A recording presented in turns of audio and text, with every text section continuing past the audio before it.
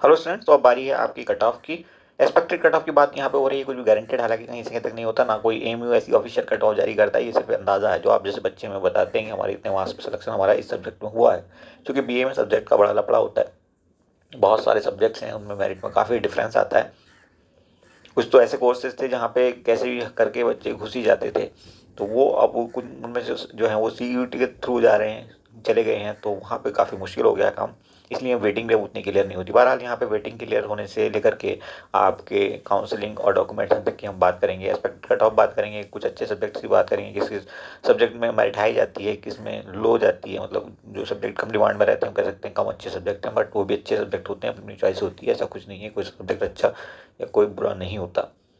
Okay, anyways, तो सभी factors की हम बात करने वाले हैं यहाँ पे। किस कैटेगरी में कितनी मेरिट जा सकती है, कितनी कट ऑफ जा सकती है, बॉयज़ के केस में, गर्ल्स के केस में, OBC, SC, ST, internal external वगैरह सबकी बात करेंगे। तो वीडियो में बने रहिएगा, बहुत इंपॉर्टेंट वीडियो होने वाला है। अब तक आपने अपना स्कोर चेक कर लिया होगा, नहीं किया है तो आप लिंक यहाँ पे हम दे देंगे, उसकी बदौलत आप जा करके चेक कर लीजिए।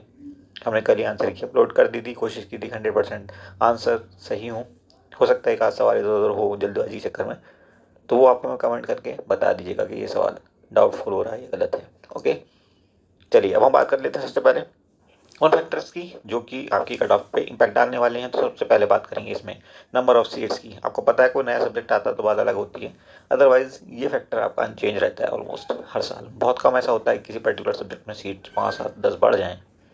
ओके, लेकिन अगर कहीं पे बढ़ती हैं तो कट ऑफ नीचे की तरफ जाती है, अदरवाइज ये आपका ऑलमोस्ट इनएक्टिव फैक्टर है, या आप कह लीजिए इसका कोई असर नहीं होता कट ऑफ पे जनरली। ओके, तो इस साल भी उम्मीद करते हैं कोई नया कोर्स नहीं आया एमयू में, तो आपका ये फैक्टर कोई इम्पैक्ट नहीं डालने वाला।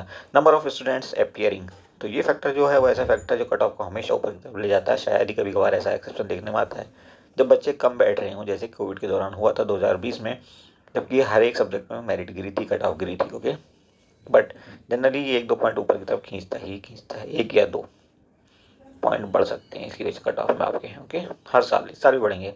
उसके बाद तीसरा फैक्टर बहुत इंपॉर्टेंट फैक्टर है, जैसे कि आप सब लोगों ने कमेंट किया है कि क्वेश्चन पेपर जो था वो मॉडरेट टू ईडी था, इजी था, मॉडरेट टू इजी।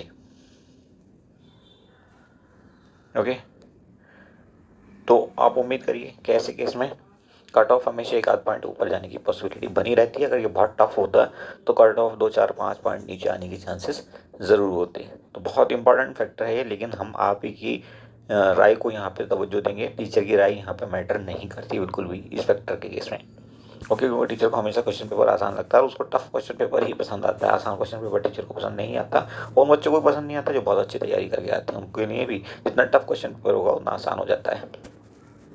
ओके, अब पेपर को थोड़ा एनालाइज कर लेते हैं। जो आपके मेजर सेक्शन हैं, जैसे इंग्लिश की अगर हम बात करें, यहाँ पे 25 सवाल आपसे पूछे गए थे, जिनमें तकरीबन 20-22 सवाल काफ़ी इजी कैटेगरी में थे। 20-22 सवाल। ओके, तो 20-22 सवाल अगर इजी थे, 2-3 सवाल हो सकता है टफ रहे हों, थोड़े से ये ज़्यादा टफ। ठीक है, तो वो ज़्यादा इम्पैक्ट नहीं डालेंगे। ओवरऑल हम कह सकते हैं कि ये सेक्शन जो है आपका वो मॉडरेट था। उसके बाद हम बात कर लेते हैं रीजनिंग एंड मैथ्स की। तो रीजनिंग एंड मैथ्स में आपके करीब 9-10 सवाल बहुत इजी थे, और 5-7 सवाल ऐसे थे जो मॉडरेट थे, 1-2 सवाल ऐसे था जो टफ था। तो यहाँ पे भी आप कह सकते हो ओवरऑल मॉडरेट क्वेश्चन पेपर था। ओवरऑल कह सकते हो आप आउट ऑफ 100 क्वेश्चन 65 क्वेश्चन बहुत ईजी थे, और आपके तकरीबन 20 सवाल मॉडरेट थे, और 4-5 सवाल 7 सवाल जो है आपके टफ थे। इस ढंग से ये आप कह लीजिए 20 से 25 या 30 सवाल तक आप लगा लो कि वो मॉडरेट थे। ओके, तो यहाँ पे भी इस हिसाब से आप ओवरऑल क्वेश्चन पेपर को मॉडरेट ही कहोगे। तो आपकी बात अगर हम मान लें मॉडरेट क्वेश्चन पेपर था, तो ये जो है थर्ड फैक्टर कोई इम्पैक्ट नहीं डालेगा। हालांकि सेकंड फैक्टर आपको नहीं छोड़ेगा, 1-2 पॉइंट ऊपर की तरफ ये मेरिट हमेशा जाने की चांसेस बनाए रखता है। ओके, तो अब बात कर लेते हैं कट ऑफ की कैटेगरी वाइज। गर्ल्स में क्या रह सकती है, इंटरनल में क्या रह सकती है, एक्सटर्नल में क्या रह सकती है, वगैरह वगैरह। तो देखिए ये चार्ट हमने बना लिया। इसके बाद हम बात करेंगे वेटिंग लिस्ट का क्या रहेगा, कितने तक वेटिंग लिस्ट बॉयज़ में क्लियर होगी, कितने में गर्ल्स में क्लियर हो सकती है, कौन कौन से सब्जेक्ट कहाँ पे मिल सकते हैं। तो ये बहुत इंपॉर्टेंट फैक्टर है जिस पर बच्चे हज़ारों सवाल करते हैं और करने भी चाहिए। तो उन सब सवालों के जवाब हम एक ही वीडियो में देने की कोशिश आज करेंगे। ओके, तो यहाँ पे हमने ये एक आपकी लिस्ट तैयार कर दी है। इस लिस्ट को आप देखेंगे expected cut off for BA honours AMU 2023 girls and boys category में एक्सटर्नल एंड इंटरनल दोनों। अब जनरल की अगर हम बात करें, अगर आप बॉय हैं 50+ आपका स्कोर है तो आप सेफ समझिए, ये स्कोर आपके लिए सेफ है, आपको एडमिशन मिलेगा ही मिलेगा। चॉइस सब्जेक्ट की अलग हो सकती है। ओके, उसके बाद गर्ल्स की अगर हम बात करें 48+ पे अगर आप जनरल भी हैं तब भी आपको एडमिशन मिलेगा एक्सटर्नल होने के बावजूद। उसके बाद अगर हम इंटरनल की बात करें, बॉयज़ को 35+ पे और गर्ल्स को 33+ पे एडमिशन मिलने के पूरे चांसेस हैं किसी न किसी कोर्स के अंदर BA में। उसके बाद बात करते हैं OBC की, तो यहाँ पे आप देखेंगे 48 और 46 बॉयज़ एंड गर्ल्स कैटेगरी में। फिर इंटरनल अगर हैं तो 33 और 31 पे आप सेफ समझिए अपने आप को। इसके बाद बात करते हैं SC कैटेगरी में, तो यहाँ पे आपके 42 क्वेश्चन अगर सही हैं, 42 मार्क्स आ रहे हैं सॉरी, तब आप सेफ हैं बॉयज़ कैटेगरी में। गर्ल्स में 40 पे भी सेफ हैं। इंटरनल की बात करें 26 और 25 पे भी आप अपने आप को सेफ महसूस कर सकते हैं। ST में देखिए 40 और 38 पे भी आप हो सकते हैं सेफ, और गर्ल्स सॉरी इंटरनल केस में 25 या 24 मार्क्स भी हैं तब भी आपका सिलेक्शन होने की पूरी उम्मीद है। अगर डिस्टेंट मोड की बात करें तो यहाँ पे 43 पे एक्सटर्नल बॉयज़ भी सेफ महसूस करें अपने आप को, और अगर गर्ल हैं तो 40 पे भी सेफ महसूस कर सकते हैं। 30 पे आपको as a internal boy safe महसूस होगा, और 28 पे आप एज ए गर्ल इंटरनल भी महसूस कर सकते हैं कि सेफ हैं। ओके, चलिए अब हम देख लेते हैं वेटिंग लिस्ट। तो वेटिंग लिस्ट आपको पता है कि भाई बॉयज़ के केस में वेटिंग लिस्ट जो आएगी पहले आती थी 1500 के आसपास, अब आप समझ लीजिए कि 1200-1300 करीब आएगी वेटिंग लिस्ट में, बच्चे इतने आ जाएंगे। ओके, और गर्ल्स की अगर हम बात करें तो गर्ल्स में तकरीबन 600 के आसपास पहले आती थी, अब समझिए कि 500 के आसपास गर्ल्स की वेटिंग आएगी। लेकिन इसमें से क्लियर कितनी होगी गर्ल्स की अगर हम बात करें 200-250 तक क्लियर हो जाएगी।